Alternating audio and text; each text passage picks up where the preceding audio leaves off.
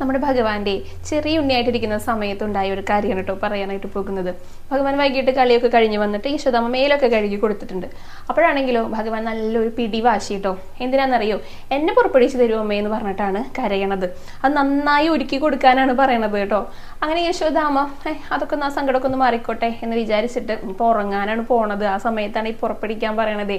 നല്ല ഭംഗിയിൽ കണ്ണൊക്കെ എഴുതി കൊടുത്തു, പുരിയൊക്കെ എഴുതി കൊടുത്തു, പൊട്ടൊക്കെ തൊട്ട് കൊടുത്തു, പീലി തിരുമുടിയൊക്കെ നല്ല ഭംഗിയായിട്ട് ഒന്നും കൂടെ ഒന്ന് മുറുകെ കെട്ടിവെച്ചു, പട്ടുകോണകൊക്കെ ചുറ്റി കൊടുത്തു. അപ്പോൾ ഭഗവാൻ പറഞ്ഞു, എനിക്ക് ഉത്തരീയം വേണം എന്ന് പറഞ്ഞു. അതേപോലെ തന്നെ ഈ മഞ്ഞ പട്ട് വേണം, പട്ട് ചുറ്റണം എന്ന് പറഞ്ഞു കേട്ടോ. പീതാംബരം അതൊക്കെ പുതിയത് തന്നെ വേണം എന്ന് പറഞ്ഞു. എന്നാൽ ശരി, ഉണ്ണിയുടെ ആഗ്രഹമല്ലേ എന്ന് പറഞ്ഞാൽ പുതിയ പീതാംബരമൊക്കെ ചുറ്റിക്കൊടുത്തു, കഴുത്തിലൂടെ പുത്തിരിയൊക്കെ അണിഞ്ഞു കൊടുത്തു.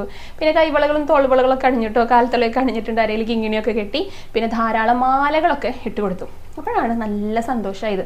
അല്ല ഉണ്ണി, ഇനി എങ്ങടാ പോണേ ചോദിച്ചു. അല്ല, ഞാൻ ഉറങ്ങാൻ പോണ സമയത്ത്